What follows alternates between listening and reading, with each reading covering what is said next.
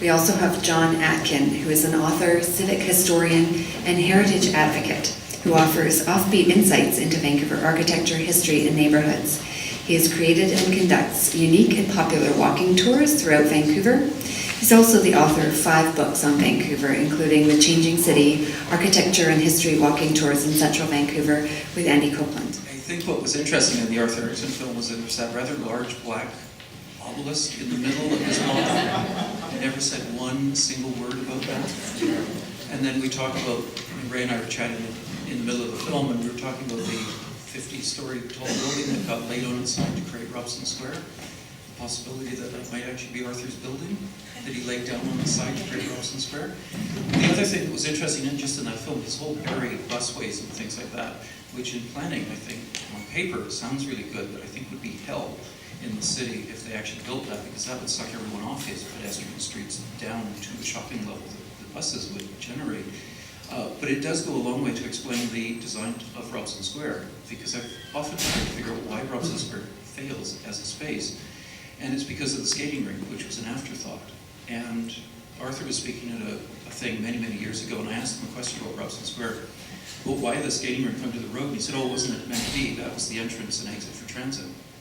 And so everyone was supposed to come out of the, I guess, his lower bus things, out and up the stairs and stream across the city on that. So when you saw his drawings for his pedestrian city, you could see the genesis of Robson Square within that pedestrian sort of idea. And so then that idea of coming out of his bus tunnels and then streaming across, and then that explains closing the Georgia Street doors for the art gallery, etc. But what was interesting, he was alluding also in his interview to the Canadian Pacific plans.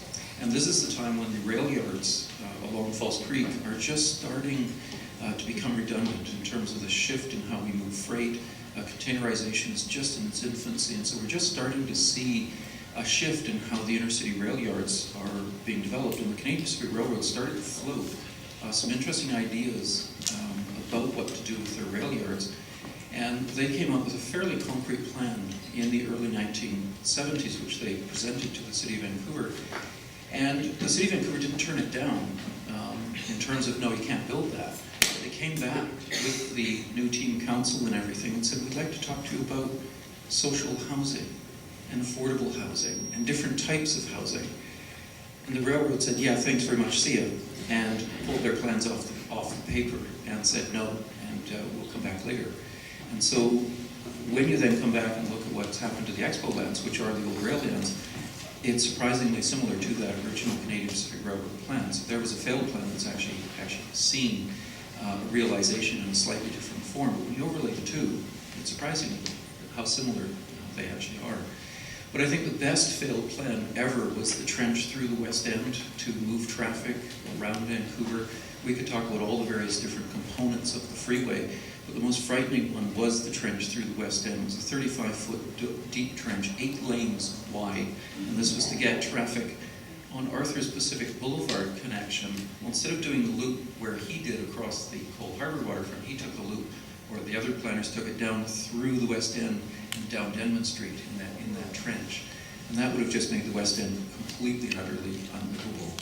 And so if you take that one and then the waterfront freeway, we'd have a city that just wouldn't function as it does today. So those are the sort of failed plans that are really, I'm glad they failed. And then the only other one, because I live right on the middle of one of the freeway lanes over in Strathcona, of course all of the stuff that we were going to do in the East End would have been just horrible. But I had an interesting debate with the UBC professor many, many years ago, who was actually standing up for the Leonard Marsh plan, the UBC plan that advocated clear-cutting from Main Street to Victoria Drive and from the waterfront up into Mount Pleasant, and replacing it with sort of public housing that was so popular in the States and works so well. And he was actually saying how wonderful it would have been to see that plan realized, because it would have been a great piece of modernism for Vancouver. And I was trying to argue that it would have been just basically unlivable, and we'd have to come in and dynamite it like much of St. Louis was dynamited in the 1950s and 60s. And so while sometimes we see these things as failures before they get built, there are still others that hold that utopian vision of sort of wiping the slate clean and starting again. So anyway, watching Arthur talk about his ideas of submerged bus lanes and stuff, boy, I'm glad it didn't happen. You'll find with me, I'm one of the biggest fans of Vancouver Special and would advocate their saving because those are unique Vancouver houses. They are the Victorian houses of the modern age. And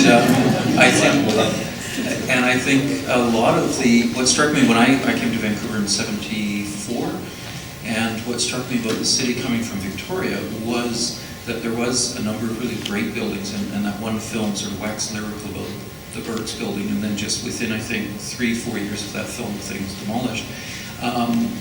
But I moved here when the Burke's building was still fresh and still hurt that it was demolished, and yet when I walked around the city, what struck me was that juxtaposition of these incredible, sharp, clean, crisp, sort of great buildings in all of this precast concrete and the use of quartz aggregate in the thing, and all that detail, the window shades and things, right up against these old rotting houses and things that still populated the downtown, and that contrast I thought was pretty fascinating.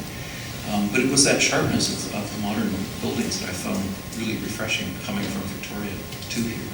So, no, I think some of those, like East Asiatic House, which still survives quite nicely downtown, should be preserved because it's a fabulous little Lawrence Doyle building. And there's a few others, little ones like that. But the thing that also struck me is, as is now, it was Vancouver architects experimenting with something that was from outside, modernism and contemporary architecture, but turning it into something that was Vancouver. So not just residential buildings from Arthur Erickson and Hollingsworth and stuff, but commercial buildings that were experimenting in a Vancouver way. I found that striking too. It's a quirk of history in that it goes all the way back to the 1860s.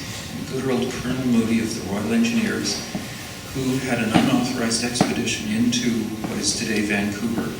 He was supposedly doing something on military fortifications and defense from a potential American attack.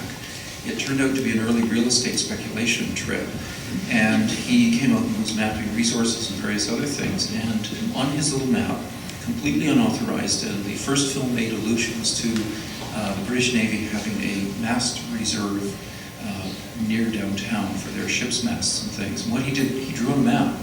He drew around Stanley Park, he said, government reserve, the downtown between Burrard and Cambie and the waterfronts, government reserve, and out at the end of Point Great, government reserve, and nobody questioned it. They were never made legal, they didn't exist in law, they just were on a map, and then everyone copied the maps and copied the maps and copied the maps. So the downtown reserve we gave to the Canadian Pacific Railroad when they were sort of hedging their bets about coming to town, and said, well, look, here's 485 acres, of a town site for you. And they said, oh, great, we'll come to town.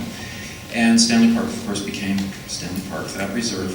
And so then, just before the First World War, the provincial government had this big chunk of government land that had just become theirs because it was on a map, and decided that the university would then go out there. It was originally meant to be established around the General Hospital up at 12th Avenue.